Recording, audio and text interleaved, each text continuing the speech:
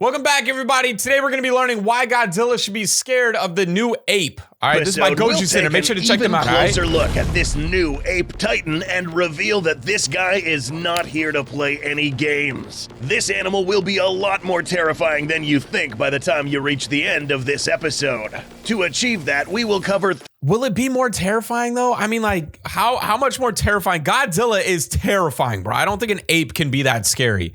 You guys let me know down below. Three aspects of this titan which might help us understand this guy even better. We'll cover experience, physical attributes, and mental abilities, and a special surprise segment in the end. Without further ado, let's get right into the analysis. I would turn off the subtitles. Oh, there we go. Also, don't forget that the content in this episode is pure speculation, based on what we have seen. I don't know, man. I feel like Goju Center's actually Godzilla. The title reveal trailer and what we already know as fact in the Monsterverse. Having said this, let's begin with number 1, experience. Experience is a result of constant exposure to a certain force or repetitive situation that in turn helps you prepare better for the next noteworthy occurrence. This comes with time. Nothing gets a bunch of XP out of nowhere. Now, by looking at this kaiju's physique and taking a look at the vast array of skeletons in this clip, old and been through combat. That, yes, this kaiju has lived a long time.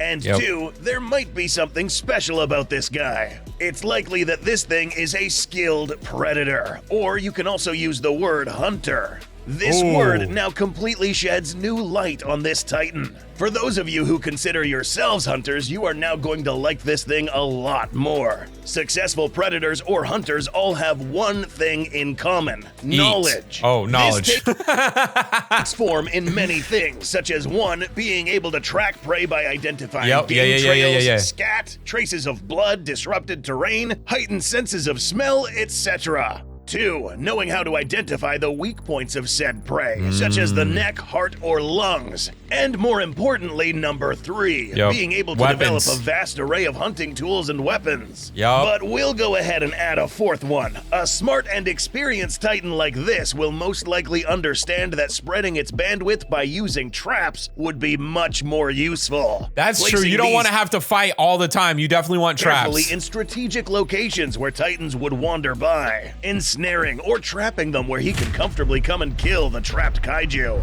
That, or potentially go a step further and cap it off by taming his own smaller creatures to aid him during hunting. That, or forming some sort of symbiosis between itself and said creatures. We've mentioned this word in the channel before. It's where 2 creatures of different species form a bond that is in most cases beneficial to both. The Monsterverse is no stranger to this concept, so we shouldn't be surprised if we see this again in this film.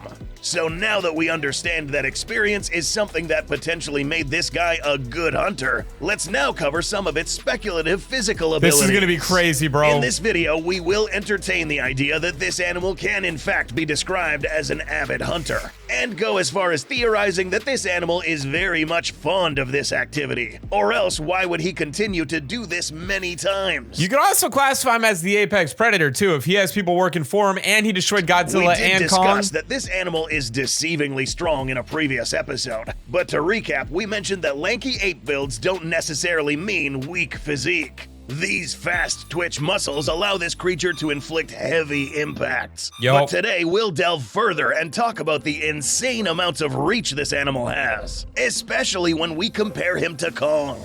By looking at these arms, we can already tell that this creature will have an edge when it comes to delivering blows to many opponents. Longer arms means you can reach the opponent before he hits you. But Orangakong here can take this. Orangakong?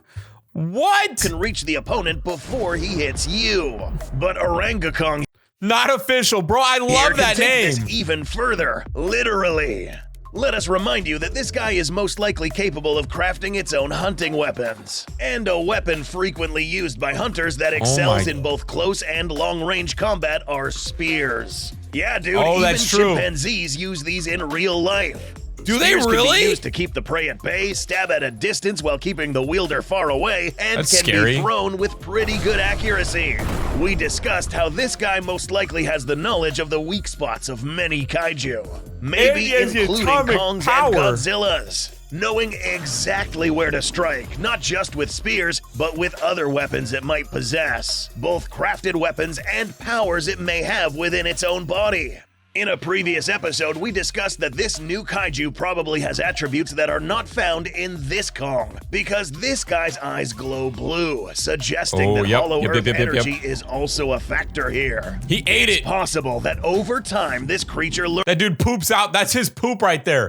to use this energy and voluntarily redirect it through its skeletal frame to any extremity, such as its fists and legs. Electric shocks have proven to, in some cases, immobilize a victim, which would be a very handy ability to have while hunting another kaiju. All these attributes are good to have, but in order to beat Godzilla and Kong in a 1v2 combat, we are going to need something more special. A brain. Mind games. Yep.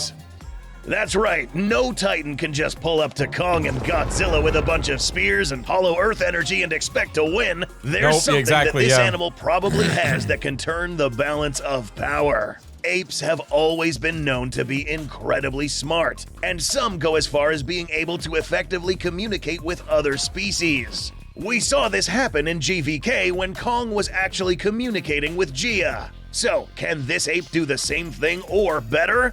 There have been some videos circling around claiming that Orangakong actually said something in the beginning of the trailer. What? Right now, we're still on the fence on this, given that it's kind of unrealistic to think that this Kong can actually speak English. But what we do know that's a good point, for certain is that this monster would have certainly learned to communicate with or even mimic other Titans, and especially with Kongs. That's right, even if... So what did they say that he said at the beginning? Could one of you comment that below? What is it that he is supposed to have said? Kong is able to get some points across to Godzilla. This thing will most definitely be able to communicate with Kong on a deep level.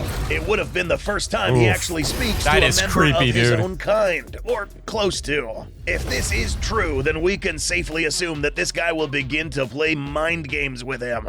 Having said this, we are potentially seeing the first case of trash talking in the Monsterverse. This can also go as far as this guy learning about Kong's emotional weaknesses. But what's his emotional weakness? Well, upon meeting him, this guy would most likely figure out that he has lived alone his entire life. That's sad. Has only a few things that he really cares about. Something like Gia, for example. Yep. Yeah. Psychos watching this know where this is going. A crazy Titan like this, who enjoys the vile act of hunting and killing, will most definitely use this against Kong. Yep, absolutely. In the next film, we must expect yet another tragedy. Because the moment where this guy realizes that this girl holds a special place in Kong, he will do everything in his power to hurt this child. And in doing so, anger Kong so much that he'll probably be driven into making rash, uncalculated decisions in combat, which is exactly what this guy would want. Yep, exactly. This isn't the first time we have seen this dynamic play out. Back in Kong Skull Island, it was this skullcrawler, Ramarak, who literally tried to do the same thing. But what about Godzilla? Well, this guy isn't getting away from the mind games either. Yeah, that's true. Now, but what does he have? What is he gonna do to Godzilla to make him sad or whatever? Pissing Godzilla off would not be a difficult task, given that in the previous film, Godzilla literally took this personally and proceeded to go apeshit. If this thing is indeed the type of hunter we think it is, it's not too far-fetched to think this guy keeps trophies as well. Probably even his fair share of Godzilla body parts. If this guy ever decides to pull up with bones of Godzilla's fallen ancestors, or worse, even wearing the skins of these fallen ancestors, this will become more than enough to inflict the desired raging effect on Godzilla. This scenario has become even more intense. Oh my gosh, is this really all this new kaiju's doing? Is this thing actually this malevolent to come up with all of this on its own? This blue glow also suggests that there might be something going on in the background. It's also possible that this ape titan is being controlled, or at least doing the will of another greater power. Whatever this power may be. We'll be working on another episode to discuss. All right, you guys, this is insane. In depth. But for now, we'll move on to the last segment. Oh, we got one more thing. How can this guy be defeated? Another reminder that literally all of this is speculation, but we need to explore two scenarios if we are going to answer this question. One is assuming that this creature is in fact controlled by another greater threat, which means that if this monster is ever to be liberated from this control, the greater threat has to also be defeated in conjunction. That's the boring answer. The fun answer is number 2. Both Godzilla and Kong somehow figure out that they can in fact be more powerful. More specifically, Kong. Now, it's not too far-fetched to believe that Kong can still harness the power of the Hollow Earth. After all, we do have a clue that hints at Kong also being able to transmit energy. If we go back to GVK in this clip, look closely. We can find that this axe handle glows when Kong raises it, indicating that there was in fact snap! I never realized that! some energy transmission between this kaiju and the axe. If Kong ever learns this, then we are looking at possibly having a more powerful iteration of Kong in the next MonsterVerse film. Perhaps even powerful enough to level the playing field with this giant ape all by himself, allowing Godzilla to focus on any other threat that may appear later. Go check. All right, you guys, this is absolutely insane. Make sure to go check out Goju Center. Let me know your speculations down below. What's up with Oranga Kong? Is he going to get beat? Is he going to beat both of them? The world may never know. Well, we'll know after the movie comes out. Check out one of these videos right here. Thank you guys for watching. I love you, and I will see you in the next video.